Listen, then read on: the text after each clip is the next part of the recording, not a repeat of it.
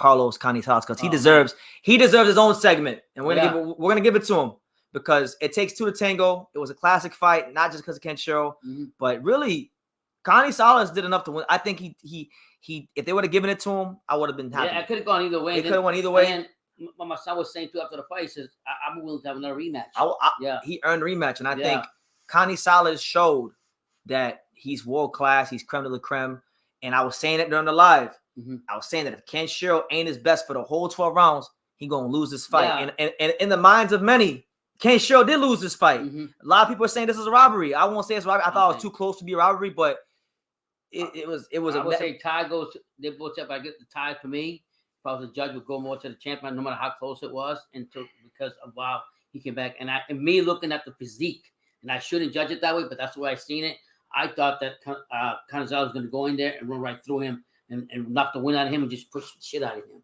And that didn't happen. To be fair, when he was touching him at times, that was what was happening. Yeah. His punches were visibly moving Kenshiro. Yeah, but exactly. But he showed heart. He stuck with his game plan, and he had the will to figure it out, to pull it through. So, yeah, like I say, if they run it back, I would love to see run it back because it was one of the most exciting fights I see this year. So the question now becomes for Canizales, what the hell is next? And I'm going to say it like this. After what I've seen from him in this fight, and even like when he fought Esteban Bermudez and got stopped by him, that's first of all, his only loss against Bermudez. Bermudez is a very good fighter. I mean, even the great Hirota Kayaguchi, who was the lineal champion in this weight class, he came to Mexico to fight Bermudez.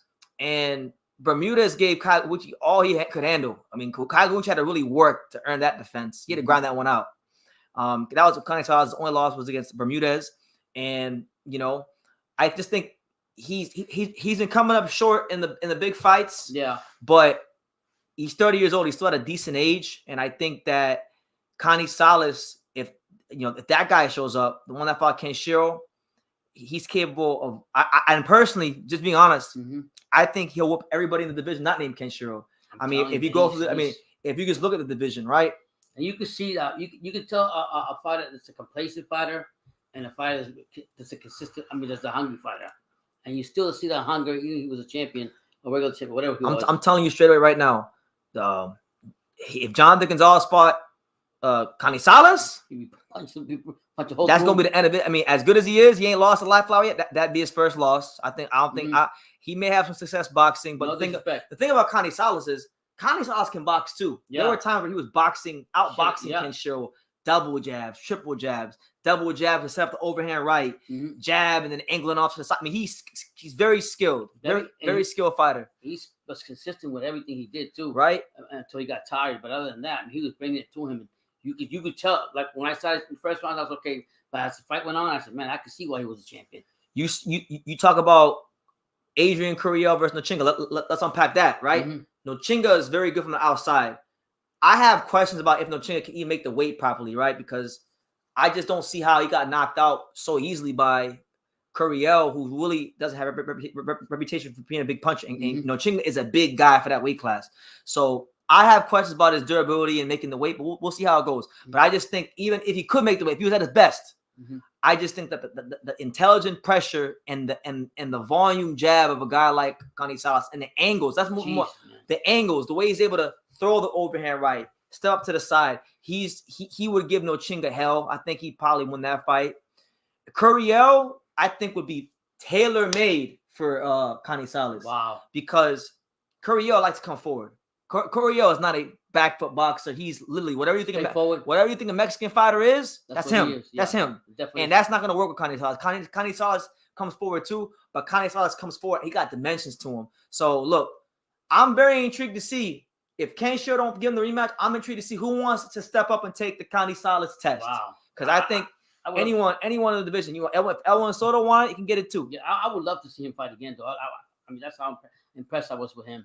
He wasn't a sloppy fighter. He wasn't going crazy. He literally has skills, and it showed. And look, you gotta give Venezuelan boxing. Hoyland retired. He was the face of Venezuelan boxing for a while. Ismael Barroso has caused quite a buzz in the 140 division with knocking out O'Hara Davies, and really he should have beat Rolly. Now you got Canizales doing this thing. So Venezuelan boxing all of a sudden got a nice shot in the arm again. So good thing to see. Now As far as what could be next for Canizales, I like to see right here because I think it's a very makeable fight. I like this fight right here. And shout out to my man on X, Okay. OLE. He said that he wants to see Shokichi Iwata versus Canizales next. Now, this is a great fight for the division because Iwata was supposed to be the next big thing. He was one of the most hyped up prospects and contenders in Japan. And then he fought Jonathan Bomo Gonzalez and got outboxed right in his hometown, right in his home country. So that's one of the wins where, that's why I give Jonathan Gonzalez his respect. Even if he's talking, nonsense, I give him his respect. This fight would be amazing because since that fight against Bomo Gonzalez, Iwata's been on a little war path. 3 knockouts since the loss to Bomo Gonzalez. Okay. His last win actually came against the former 105-pound champion Rene Marquardo, and obviously that's a small guy moving up in weight, but Cuarto's a good fighter, and Iwata I think would be the kind of test that Canizales would perfect for Canizales after this fight. Because look, if you look at the rankings too, it makes they're literally 1 and 2. They're 1 and 2 and 2 and 1 in the WBC and WBA. Wow. So that right there politically, it makes sense. You could line it up. Yep. And again, Iwata, he liked to come forward.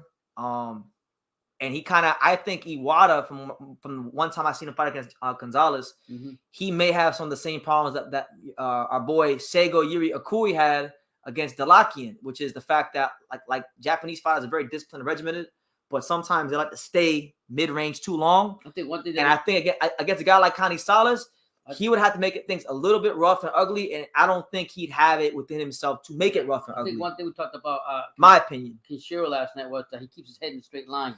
Kenshiro keeps his head right down the straight line. A problem is, and he relies on his feet to get in and out. Kind of like in a sense like Bivol. Bivol's the same way. Bivol ain't doing this shit. Yeah. Bivol, his head's right on the line. He relies on his feet to get in and out. But sometimes, if you're Kenshiro, he's cocking that right hand. You're in the pocket. You throw the right hand, or if you miss, you get countered. Your head's right there to get countered. So, look, I think there's plenty of great fights out there for Carlos Canizales. I mean, look, you got Masamichi Ibuki, who's a former champion in the rankings.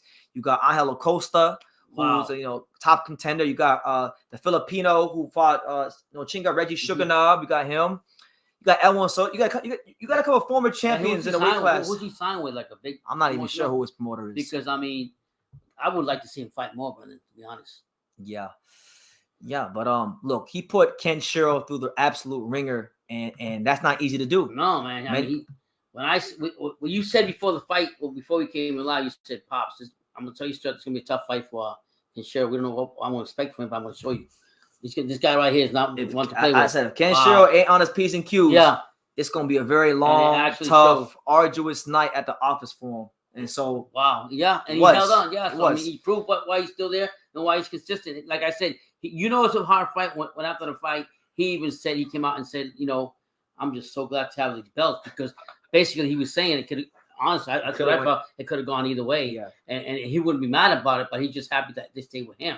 So he's going to learn from that. And he actually said that after that he's going to go ahead and do some more adjustments. So he's going to do a lot of things differently, hopefully. And I think for a lot of Japanese, I think it's not all Japanese, but the majority, I see them. They got to work on the head movement a little bit more. I said just the fundamentals standing right there. Yeah.